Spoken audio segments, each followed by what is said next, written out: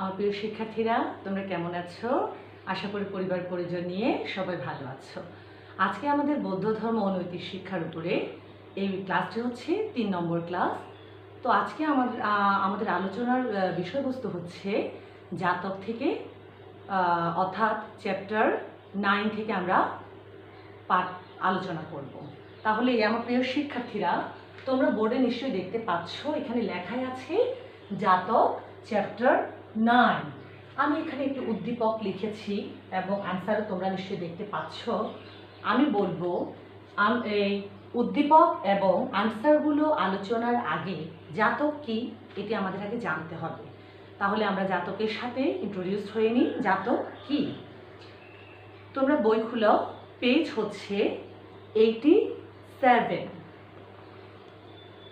এখানে লেখা আছে, দেখো, The stories of the previous birth of Gautam Buddha are known as Jatok.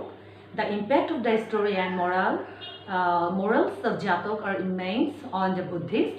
From the advice at the end of the story of Jatok, we can achieve the moral and human qualities. Besides, by reading Jatok, we know about the life, religion, society, education, culture, politics, geography, environment, and archaeology, etc. of the ancient India. Therefore, the significance of reading Jatak is unlimited. We shall read about Jatak in this chapter. তাহলে জাতক হচ্ছে গৌতম বুদ্ধের অতীত জন্ম বৃত্তান্ত এবং এই জাতকে অনেকগুলো বুদ্ধের উপদেশ বাণী আছে, যেগুলো আমরা পড়ে আনন্দের সাথে শ্রোতারাও আনন্দ পায় এবং পুরানো ভারতবর্ষের ইতিহাস, ঐতিহ্য, সংস্কৃতি, ভূগোল সম্পর্কে আমরা জানতে পারি। তো এই অধ্যায়ে হচ্ছে এই বিষয়গুলো আমরা জানব। তাহলে আমার প্রিয় শিক্ষার্থীরা, লেসন 1, লেসন 1-এ কী আছে আমাদের একটু দেখতে হবে। লেসন 1-এ আছে ইন্ট্রোডাকশন অ্যান্ড নাম্বার অফ জাতক, জাতকের সংখ্যা। দেখো, the word jataka originates from the word jato. The word jato means originate, arise, grow, etc. অর্থাৎ জন্মানো, জাত থেকে জাতক শব্দটি এসেছে। Therefore, the word jataka means one who is produced or born, যে জন্মগ্রহণ করেছে। Buddha used to say different stories about the previous birth to his disciples in different situations. Buddha তার জন্মবৃত্তান্তগুলো বিভিন্ন সময়ে বিভিন্নভাবে তার শিষ্যদেরকে বলতেন। These stories about the previous birth of Gautam Buddha are called জাতক। এইগুলোই হচ্ছে গৌতম বুদ্ধের অতীত জন্ম বৃত্তান্ত এবং এগুলোকে বলা হচ্ছে জাতক। Nobody can be Buddha by the result of the actions in single life. 2. To be Buddha, one has to be purified. The fulfillment of parameter of birth and rebirth in various species. অর্থাৎ এক জন্মে কেউ বুদ্ধত্ব লাভ করতে পারে না, জন্ম জন্মান্তরের জন্য পারমিক পূরণ করতে হয় এবং বুদ্ধ অনেকগুলো পারমিক পূরণের দ্বারা তিনি বুদ্ধত্ব লাভ করেছিলেন। By reading Jatak, it is found that Gautam Buddha was born in various births in various families. তার অতীত জন্ম বৃত্তান্তে দেখা যায় তিনি বিভিন্নভাবে জন্মগ্রহণ করেছিলেন বিভিন্ন ফ্যামিলিতে এবং মানবকুলে তিনি as king, minister, Brahmin, merchant and different birds and animals in the family and divine life. দেবকুলে তিনি বিভিন্ন প্রাণীকুলে জন্মগ্রহণ করেছিলেন, বিভিন্ন প্রাণী হয়ে। He was termed as Bodhisattva in each birth, এবং প্রতিটি জন্মে তিনি বোধিসত্ত্ব রূপে জন্মগ্রহণ করেছিলেন। বোধিসত্ত্ব performed the good actions in each of his birth. বোধিসত্ত্ব তার প্রতিটি জন্মে কুশল কর্ম সম্পাদন করতেন। In fine, it can be said that the previous births and incidents of Gautam Buddha as Bodhisattva are termed as জাতক। গৌতম বুদ্ধের এই সময়ে তার যে জন্মবৃত্তান্তগুলো তিনি বোধিসত্ত্ব রূপে জন্মগ্রহণ করেছিলেন। The total number of Jatak is 550, অর্থাৎ 550টি। Gautam Buddha became Buddha after achieving the enlightened man in 550 births. তিনি 550তম জন্মে গৌতম বুদ্ধত্ব লাভ করেছিলেন, অর্থাৎ গৌতম বুদ্ধত্ব লাভ করেছিলেন 550তম জন্মে। এখানে বলা হচ্ছে there are 447 stories in the book Jatak edited by Sri Ishan Chandra Ghosh.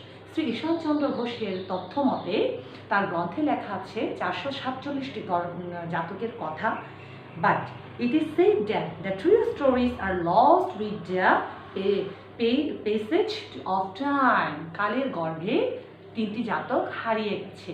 তো আমার প্রিয় শিক্ষার্থীরা, এই হচ্ছে জাতকের পরিচিতি এবং জাতকের সংখ্যা। তাহলে এখন আমরা উদ্দীপকটি একটু পড়ে দেখি। Advice in all the words of Jatok, the listeners get advice with joy when they hear Jataka. Compassion can be noticed towards all living beings. Reading Jataka gives birth to ideas about reincarnation মানে হচ্ছে নতুনভাবে দেহ ধারণ, অর্থাৎ জন্মলাভ করা।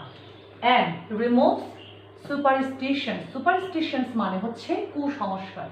তাহলে এখানে বলা হচ্ছে জাতকের অ্যাডভাইসগুলো শুনে শ্রোতারা আনন্দ লাভ করে, আনন্দের সহিত শুনে, এবং সকল জীবের প্রতি মৈত্রীভাব জাগ্রত হয়, আর অতীত জন্ম বৃত্তান্ত সম্পর্কে ধারণা জন্মে এবং আমাদের কুসংস্কার দূরীভূত হয়।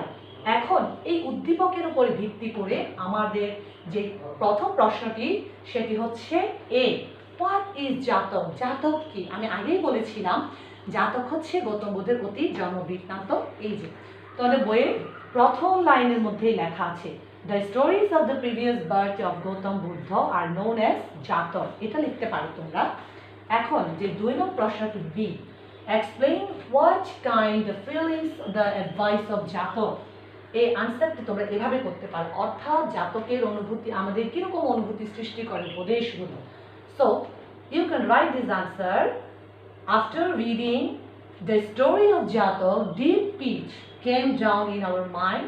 For this reason the listeners of Jataka get advice with joy after hearing Jataka অর্থাৎ জাতক শুনে শ্রোতারা আনন্দ পায়। কম্পেশন can be noticed towards all living beings. Compassion অর্থাৎ কি সকল জীবের প্রতি মৈত্রীভাব জাগ্রত হয়। From the advice at the end of the story, the of Jataka, we can achieve the moral and human qualities. অর্থাৎ সব শেষে উপদেশগুলো শেষে আমরা নৈতিক শিক্ষা লাভ করতে পারি। সো তোমরা এই আনসারটা এভাবে দিতে পারো। A B. এরপরে যে 3 নাম্বার প্রশ্নটি সেটি হচ্ছে explain that stimulus play a role in shaping our moral life. অর্থাৎ উদ্দীপকে আলোচিত বিষয়টি আমাদের নৈতিক জীবন গঠনের ভূমিকা রাখে, ব্যাখ্যা করো। এটি আমি লিখছি, তোমরা লিখো।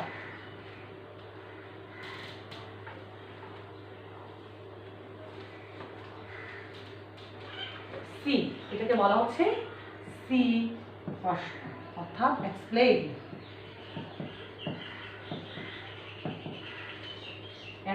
that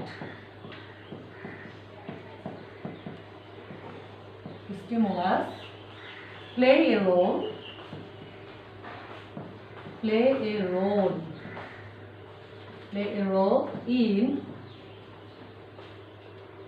shaping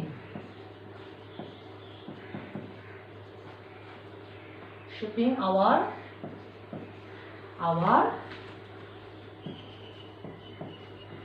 moral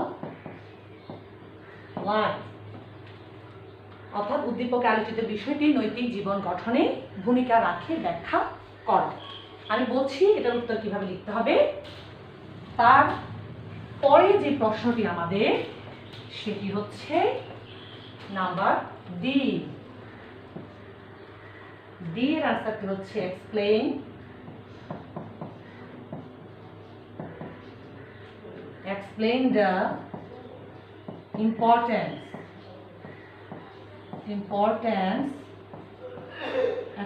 the importance of reading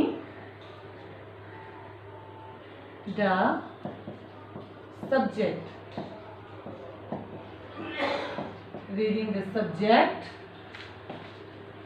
to the stimulus।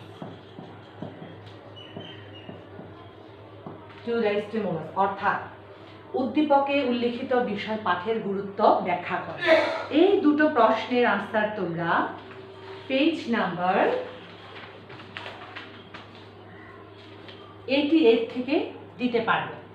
Lesson 2 তোমরা এটি রিডিং করবে ভালো করে। এখানে লেখা আছে দ্য ইনফ্লুয়েন্স অফ জাতক to build a moral and ideal life. হ্যাঁ, এই অংশ অর্থাৎ এই দুটোর আনসার এখান থেকে তোমরা সাজিয়ে নিজেদের পছন্দ মতন করে লিখবে।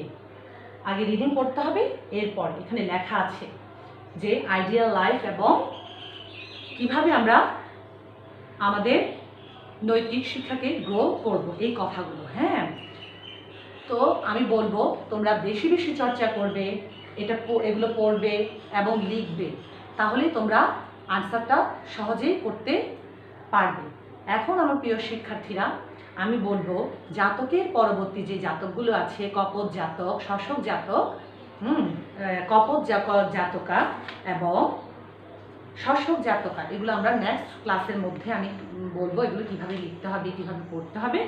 তার আগে, ক্লাসটি শেষ করার আগে আমি কিছু হোমওয়ার্ক দিচ্ছি তোমাদের, হোমওয়ার্কগুলো লিখে নাও।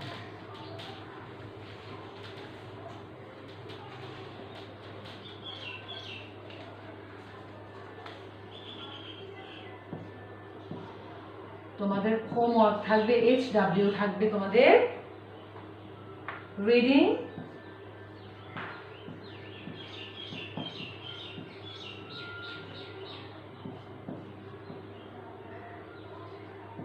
কপোতা জাতকা,